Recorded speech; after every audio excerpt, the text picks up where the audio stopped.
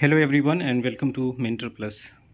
तो finally Supreme Court का decision आ गया और जो हमने बताया था सिंस बिगनिंग वही हुआ कि रीनीट नहीं होगी, दोबारा एग्ज़ाम कंडक्ट नहीं कराया गया।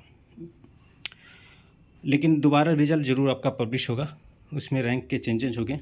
ठीक है, सुप्रीम कोर्ट का जजमेंट के बाद कुछ डिस्कशन हो रही थी कि बाकी के जो पिटिशनर थे उनके पॉइंट्स के रिगार्डिंग।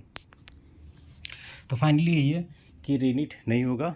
इसी एग्ज़ाम के बेसिस पे नया एक स्कोर कार्ड पब्लिश होगा जिसमें आपके नए रैंक रहेंगे और उस रैंक के बेसिस पे आपका counselling as soon as possible 1-2 दिन में स्टार्ट हो जाएगा।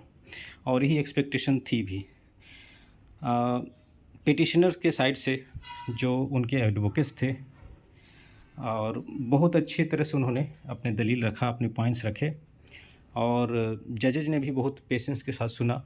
2 दिन सुने उन्होंने, लेकिन फाइनली कुछ उसका फ़ायदा नहीं हुआ क्योंकि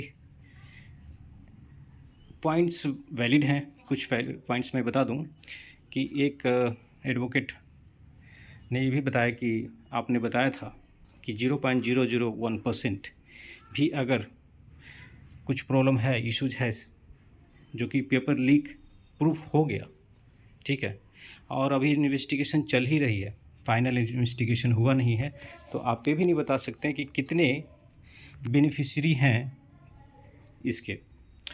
तो आप अगर रीनीट का फैसला नहीं देते हैं, काउंसलिंग हो जाती है, उसके बाद सीबीआई का रिपोर्ट आए, जितने भी मेन इसके कल्प्रिट हैं वो पकड़े जाने के बाद पता चले कि 2000 लोगों को तो फ़ायदा पहुंचा, जो कि अभी 155 है, तो ये डिसीजन किस तरह से दिया जा सकता है। लेकिन अल्टीमेटली जो गवर्नमेंट का पक्ष होता है, सुप्रीम कोर्ट में देखा गया है कि उस पर वेटेज ज़्यादा होता है, सुप्रीम कोर्ट को भी इंक्लाइन होना पड़ता है गवर्नमेंट के पक्ष की तरफ। ऐसा बहुत बार देखा गया है और एग्ज़ाम से रिलेटेड इश्यूज़ में ज़्यादा ही ऐसा होता है। तो पहले से अंदाज़ा था कि रीनीट बहुत ही ज़्यादा मुश्किल है, डिफ़िकल्ट है। ऐसा बीच बीच में इंडिकेशन सीजीआई की तरफ से आ रहा था कि कैन बी डू री exam based on this fact. तो वो तथ्य खोज रहे थे, बिल्कुल तथ्य तो नहीं मिला, लेकिन बहुत सारी चीज़ें ऐसे हैं कि where there is smoke there is indication of fire.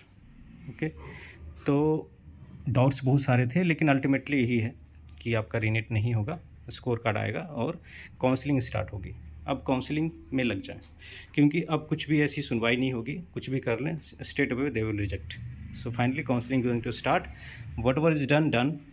आपका रैंक अच्छा नहीं आया, स्कोर अच्छे हैं, रोने से कुछ फ़ायदा नहीं, अब प्रिपरेशन करना होगा। ओके, सारी कुछ इसी दुनिया में होती है, इसीलिए ज़्यादा उसको हार्ड पे नहीं लें। You have to sometime you have to keep yourself ready to fight with the system. ठीक है, तो आपको ज़्यादा स्कोर लाना पड़ेगा। जो 2025 के लिए प्रिपरेशन कर रहे हैं उनके लिए बहुत डिफ़िकल्ट होगा कि क्या टारगेट सेट करें। जो पिछले वाला टारगेट था 620 का, अब 650 आने पे भी नहीं हो रहा है। अगर हम 650 का टारगेट सेट करते हैं तो मे बी नेक्स्ट ईयर 670 675 आने पे भी ना हो, हुवर नोज।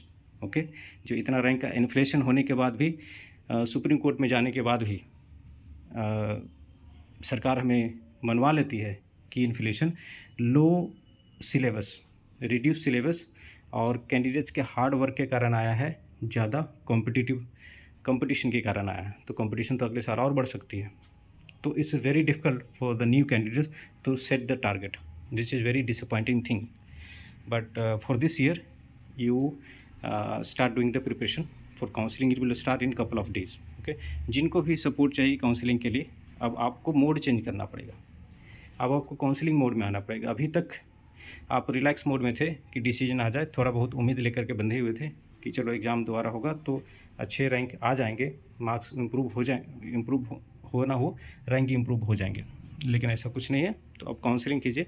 जिनका स्कोर उतना सही नहीं है कि गवर्नमेंट में मिले तो प्राइवेट के लिए जाना पड़ेगा, या आपको दूसरे कोर्सेज के लिए सोचना है तो उसके लिए आप हमसे बात कर सकते हैं। नंबर दिया गया है 9355388677। तो मिलते हैं काउंसलिंग से related deep analytic videos, informative videos में। तो आपसे जो वीडियो होंगे वो काउंसलिंग से रिलेटेड होगी टोटली, अब पॉइंट टू पॉइंट। तो ये चैनल को जरूर सब्सक्राइब करें। Thanks for watching, have a nice day.